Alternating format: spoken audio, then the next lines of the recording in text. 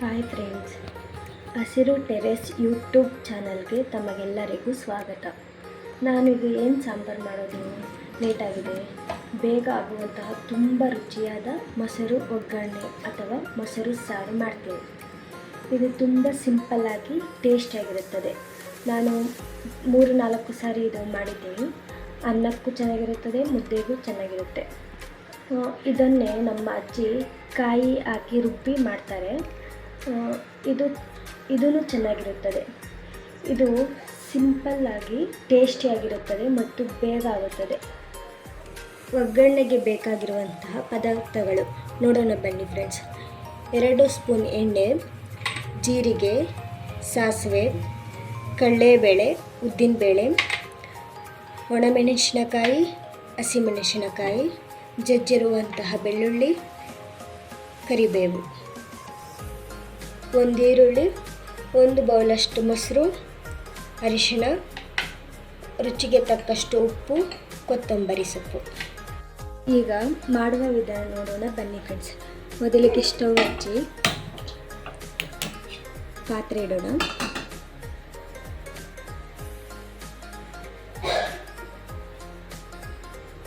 ಎರಡು ಸ್ಪೂನಷ್ಟು ಎಣ್ಣೆ,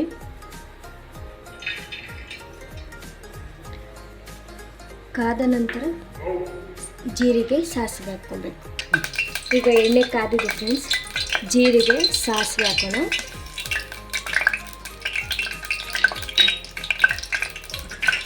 ಚಿಟಪಟ ಅಂದ ನಂತರ ಕಡಲೆಬೇಳೆ, ಉದ್ದಿನಬೇಳೆ ಹಾಕೋಣ. ಈಗ ಚಿಟಪಟ ಅಂದಿದ್ದಾಗಿದೆ. 1/4 ಸ್ಪೂನಷ್ಟು ಉದ್ದಿನಬೇಳೆ, 1/4 ಸ್ಪೂನಷ್ಟು ಕಡಲೆಬೇಳೆ ಚೆನ್ನಾಗಿ ಬಾಡಿಸಬೇಕು.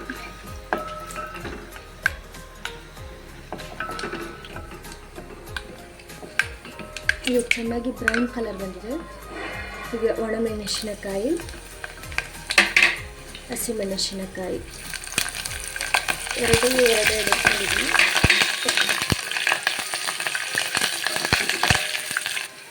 ಈಗ ಬೆಳ್ಳುಳ್ಳಿ 4 ಇಟ್ಕೊಂಡಿದ್ದೀನಿ. ಚೆನ್ನಾಗಿ ಜಜ್ಜಿ, ಹಾಗೆ ಕರಿಬೇವು,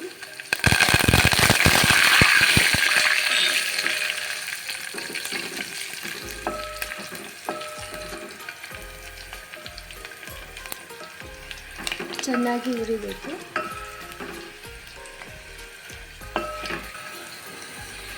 ಈಗ ಚೆನ್ನಾಗಾಗಿದೆ. ಇವಾಗ ಈರುಳ್ಳಿ ಹಾಕಿ, ನಿಮ್ಗೆ ಎಷ್ಟು ಬೇಕಷ್ಟು ಹಾಕ್ಬೋದು. ಚೆನ್ನಾಗಿ ಬಾಡಿಸಿ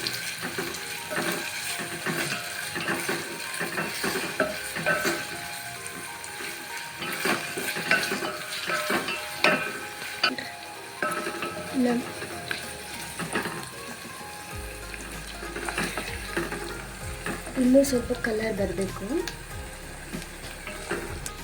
ಈಗ ಚೆನ್ನಾಗಿ ಬಾಡಿದೆ. ಹಾಗೆ ಸ್ವಲ್ಪ ಅರಿಶಿನ,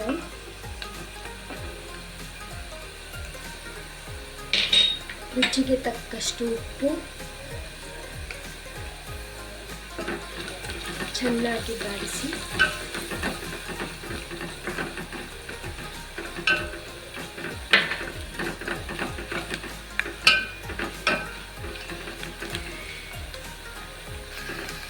ಇವಾಗ ಚೆನ್ನಾಗಿ ಬಾಡಿದೆ. ಅರ್ಧ ಗ್ಲಾಸ್ ನೀರು,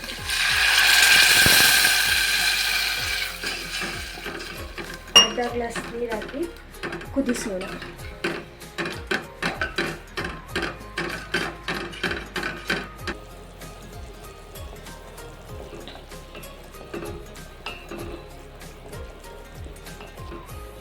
ಈಗ ಇದು ಚೆನ್ನಾಗಿ ಕುದೀತಾ ಇದೆ.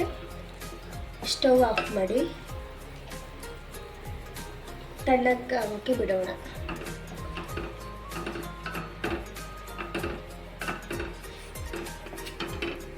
ಈಗ ನೋಡಿ ಚೆನ್ನಾಗಿ ತಣ್ಣಗಾಗಿದೆ.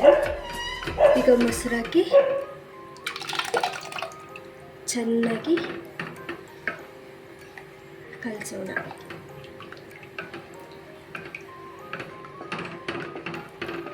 ಲಾಸ್ಟಾಗಿ ಕೊತ್ತಂಬರಿ ಸೊಪ್ಪು ಚೆನ್ನಾಗಿ ಕಲಸೋಣ.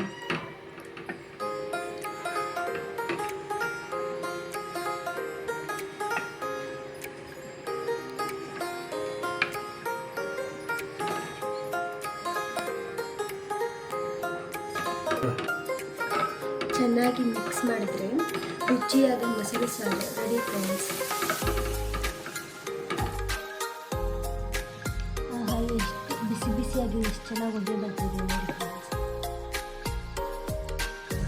ನನ್ನ ವಿಡಿಯೋ ನಿಮ್ಗೆ ಇಷ್ಟವಾಗಿದ್ರೆ ಲೈಕ್ ಮಾಡಿ, ಶೇರ್ ಮಾಡಿ, ಕಮೆಂಟ್ ಮಾಡಿ, ಸಬ್ಸ್ಕ್ರೈಬ್ ಮಾಡಿ. Thank you.